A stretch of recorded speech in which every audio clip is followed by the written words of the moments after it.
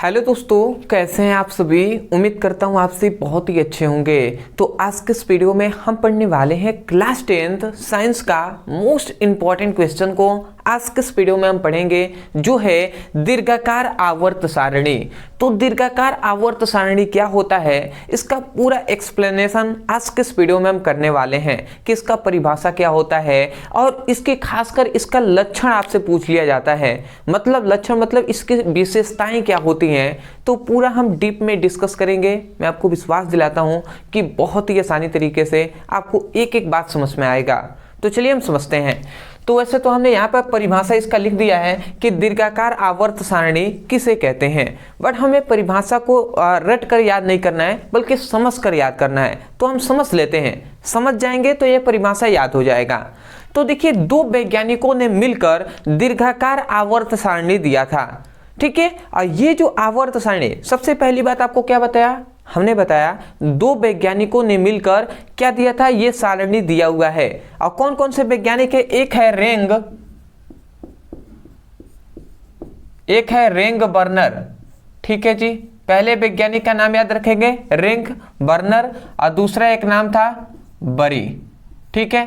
तो ये दो वैज्ञानिकों ने मिलकर, रेंग बर्नर और बरी, इन दोनों वैज्ञानिकों ने मिलकर इलेक्ट्रॉनिक विन्यासों के आधार पर, किसके आधार पर इन्होंने सिद्धांत मतलब मॉडल दिया था, तो ये दिया था इलेक्ट्रॉनिक विन्यास के आधार पर। मैं पूरा डिटेल में लिख दूं, चलिए मैं ऐसे ही लिख देता हूं, इलेक्ट्रॉनिक विन्यास के आधार पर। अब आप थोड़ा सा समझिएगा, हमने आपको क्या बताया। हमने बताया कि एक वैज्ञानिक थे जो है रेंग बर्नर और एक वैज्ञानिक थे बरी। तो इन दोनों वैज्ञानिकों ने मिलकर इलेक्ट्रॉनिक विन्यास के आधार पर, किसके आधार पर, इलेक्ट्रॉनिक विन्यास के आधार पर एक सारणी प्रस्तुत किया। क्या प्रस्तुत किए इन्होंने, एक सारणी प्रस्तुत किया और इस सारणी का उन्होंने नाम दिया दीर्घाकार आवर्त सारणी। समझ में आया। तो हमने आपको यही बात बताया कि रेंग बर्नर और बरी दो वैज्ञानिकों ने मिलकर इलेक्ट्रॉनिक विन्यास के आधार पर एक सारणी प्रस्तुत किया और उस सारणी का इन्होंने नाम दिया, क्या नाम दिया, दीर्घाकार आवर्त सारणी। मैं आशा करता हूं कि आपको सबसे पहली बात परिभाषा कंफर्म हो गया होगा, समझ में आ गया होगा। तो वही बात हमने परिभाषा में भी लिखा है, आप लिखेंगे रेंग बर्नर और बरी और आदि वैज्ञानिकों ने मिलकर। देखिए, मुख्यतः तो यही दो ही वैज्ञानिक थे, परंतु नहीं होता सपोर्ट सिस्टम के लिए, जैसे कोई भी मतलब सपोर्ट करने के लिए छोटे छोटे वैज्ञानिक भी होते हैं, परंतु मुख्यतः हम दो वैज्ञानिकों को ही लेकर चलते हैं। बट आदि आप लिख लेंगे, ठीक है। तो रेंग बर्नर और बरी आदि वैज्ञानिकों ने मिलकर, मतलब इनके अलावा और भी वैज्ञानिकों ने मिलकर इलेक्ट्रॉनिक विन्यास के आधार पर एक आवर्त सारणी प्रस्तुत किया। क्या प्रस्तुत किया, एक आवर्त सारणी प्रस्तुत किया जिसे हम दीर्घाकार आवर्त सारणी कहते हैं। तो मैं आशा करता हूं अब आपको समझ में आ गया होगा। अब आते हैं कि आपको याद हो गया है कि नहीं। तो चलिए मैं आपको कहूंगा कि वीडियो को पॉज करके एक बार ये देखकर ही आप बोल दीजिए, ठीक है। देखकर बोलिए या ना देखकर ऐसे ही बोलिए, क्या आपको याद हो गया है। नहीं याद हुआ है तो चलिए हम बताते हैं, एक बार और यहाँ से सुनिए, समझिए, याद कीजिए। आप कहेंगे रेंग बर्नर और बरी दो वैज्ञानिक, मतलब रेंग बर्नर और बरी आदि वैज्ञानिकों ने मिलकर इलेक्ट्रॉनिक विन्यास के आधार पर एक आवर्त सारणी प्रस्तुत किया जिसे हम दीर्घाकार आवर्त सारणी कहते हैं। तो मैं आशा करता हूं कि आपको अच्छे से समझ में आ गया होगा। अब आते हैं कि इस सारणी की विशेषताएं क्या है, मतलब इनकी लक्षण क्या है, या हम कह सकते हैं इनका गुण क्या है, क्या इनकी प्रॉपर्टीज है, उसको हम जान लेते हैं। तो वही बात हमने यहाँ पे लिखा है कि दीर्घाकार आवर्त सारणी की लक्षण, या हम कह सकते हैं इनकी विशेषताएं। तो एक एक करके विशेषताओं को भी हम समझ लेते हैं। सबसे पहली विशेषता, इसकी सबसे पहली विशेषताएं ये है कि ये जो दीर्घाकार आवर्त सारणी है, तो ये आवर्त सारणी परमाणु क्रमांक के बढ़ते हुए क्रम में रखी गई है। मतलब क्या है कि ये जो आवर्त सारणी है, दीर्घाकार आवर्त सारणी, इसमें जो तत्व हैं, तत्वों को जो रखा गया है वो परमाणु क्रमांक के बढ़ते हुए क्रम में रखा गया है। जैसे कि कहने का मतलब पहले हाइड्रोजन का परमाणु क्रमांक 1 होता है तो हाइड्रोजन को पहले रखा गया, फिर से हीलियम का 2 होता है तो इसको इसके बाद रखा गया, लिथियम का 3 होता है तो इसके बाद रखा गया। ठीक है, तो इस प्रकार जितने भी तत्व हैं तो परमाणु क्रमांक के ही बढ़ते हुए क्रम में रखा गया है। समझ गए ना। आते हैं अगले बात पे। अगला दूसरा इसका गुण है कि इसमें आवर्त सारणी की संख्या, मतलब यहां पे ये बताया गया कि इसमें मतलब दीर्घाकार आवर्त सारणी में आवर्तों की संख्या, ये याद रखेंगे, आवर्तों की संख्या कितनी होती है? 7 होती है। मतलब आवर्तों की संख्या इसमें 7 होती है। ठीक है, जैसे मैं अगर आपको समझाना चाहूं तो थोड़ा सा मैं साइड में इधर थोड़ा सा फोटो भी मैं बना दे रहा हूं इस प्रकार। देखिए ये केवल समझने के पर्पज से बनाया जा रहा है। ठीक है, अदरवाइज ये हम सारणी नहीं बना रहे हैं। देखिए आवर्त किसे कहते हैं वो मैं समझा दूं आपको। 1 2 3 4 5, एक नीचे हो गया 6। थोड़ा सा मैं समझाने के पर्पज से ये बना रहा हूं।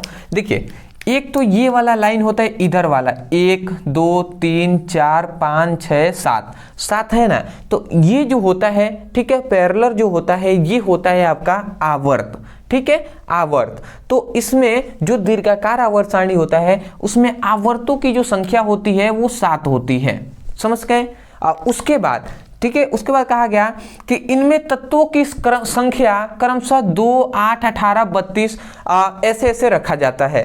ठीक है, तथा इन संख्याओं को मैजिक संख्या कहते हैं। मतलब ये जो संख्याएं आपको दिखाई दे रही हैं 2 8 18, ठीक है, ये सभी मैजिक संख्याएं होती हैं। मैजिक संख्या मतलब जादुई संख्या होती है। अब मैं बता दूं कि इस आवर्त सारणी में आपको 7 क्या होते हैं? आवर्त होते हैं।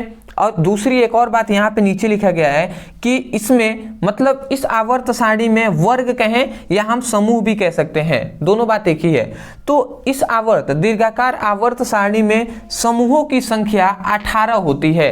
समूहों की संख्या 18 होती है। इसका मतलब कि समूहों की संख्या 18 का मतलब 1 2 3 4 5 6 7 8 9 10 11 12 13 14 15 16, एक और मैं यहाँ पे खींच ले रहा हूँ 17। ठीक है जी। तो इस प्रकार देखिए, ठीक है, आपको मैं समझाने के पर्पज से ये बस बना रहा हूँ। ठीक है, तो ये बात आप थोड़ा सा समझिएगा। ये मैं कोई आवर्त सारणी ऐसे नहीं बना रहा हूँ, बट मैं समझाने के लिए बता दे रहा हूँ कि आवर्त क्या होता है और समूह क्या होते हैं।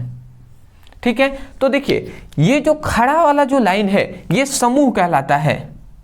समूह या ग्रुप आप कह सकते हैं। और समूहों की संख्या जो होती है वो 18 होती है। जैसे 1 2 3 4 5 6, तो इस तरीके का जो खड़ा लाइन है, ठीक है, वो 18 होता है जिसे हम समूह या वर्ग कहते हैं। और दीर्घाकार आवर्त सारणी में जो इस प्रकार जो क्या होती हैं, आवर्त होती हैं, तो आवर्तों की संख्या क्या होती है? 7 होती है। मतलब इस प्रकार 1 2 3 4 5 6 7। ठीक है, और इस प्रकार अगर हम देखें तो 18। मैं आशा करता हूं कि आपको समझ में आ गया होगा।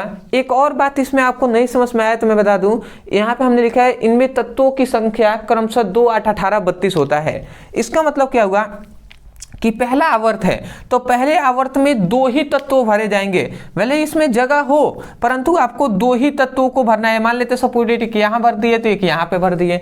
उसके बाद दूसरे वाला जो आवर्त होगा उसमें 8 भरा जाएगा और शेष को खाली रखा जाएगा। तो इसमें 8 भरे जाएंगे। फिर से तीसरे वाले में भी 8 ही भरा जाएगा। चौथे वाले में फिर से 18 भरा जाएगा।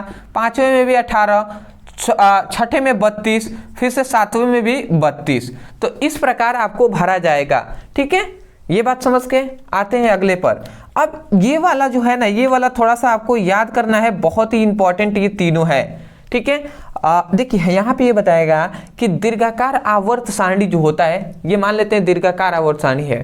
तो दीर्घाकार आवर्त सारणी में जो सामान्य तत्व होते हैं, सामान्य तत्व कौन कौन से होते हैं? एस और पी ब्लॉक के तत्व, एस ब्लॉक के तत्व और पी ब्लॉक के तत्व, ये दो तत्व होते हैं, ठीक है। और इन दोनों तत्वों क्या होते हैं, सामान्य तत्व होते हैं, ठीक है। और ये कहाँ होते हैं कि एस ब्लॉक इधर होता है और पी ब्लॉक सबसे इधर होता है, ठीक है। अब बीच में जो होते हैं वो डी ब्लॉक होते हैं और जो नीचे होते हैं वो एफ ब्लॉक होते हैं, ठीक है। आप जाकर थोड़ा सा आवर्त सारणी आप देखेंगे तो आपको पता चल जाएगा। बस आप याद रखिएगा, अगर नहीं कुछ जानते हैं तो ये जान लीजिए, सामान्य जो तत्व होंगे वो एस ब्लॉक और पी ब्लॉक के तत्व होते हैं, ठीक है। और दीर्घाकार आवर्त सारणी में जो संक्रमण तत्व होते हैं, संक्रमण तत्व वो डी ब्लॉक के तत्व होते हैं, मतलब डी ब्लॉक के तत्व संक्रमण तत्व कहलाते हैं और एस व पी ब्लॉक के तत्व सामान्य तत्व कहलाते हैं। और अंतिम आता है, पांचवा हमारा गुण है कि एफ ब्लॉक के तत्वों को अंतर संक्रमण तत्व कहते हैं या आंतरिक संक्रमण तत्व कहते हैं। तो ये सब हुआ आपका विशेषताएं या हम कह सकते हैं लक्षण। तो मैं आशा करता हूं दोस्तों कि आपको अच्छे से समझ में आ गया होगा। मैं यही कहूँगा, यदि आपको समझ में आया है तब जाकर वीडियो को लाइक कीजिएगा, चैनल पे नए होंगे तो चैनल को जरूर सब्सक्राइब कीजिएगा, जिससे जो भी वीडियो अपलोड हो वो सबसे पहले आपके पास पहुँचे और आप अच्छे से पढ़ाई कर पाएँ। और यदि सीरियस हैं आप क्लास 10th के सभी इंपॉर्टेंट क्वेश्चन को पढ़ने के लिए, तो डिस्क्रिप्शन बॉक्स में हमने लिंक दिया है, केवल इंपॉर्टेंट टॉपिक हमने सब कराया हुआ है, साइंस का, हिंदी का, इंग्लिश का। तो आप जाइए वहाँ पर क्लिक कीजिए और अपनी अच्छे से पढ़ाई कीजिए। तो मिलते हैं एक नए टॉपिक के साथ, तब तक के लिए धन्यवाद।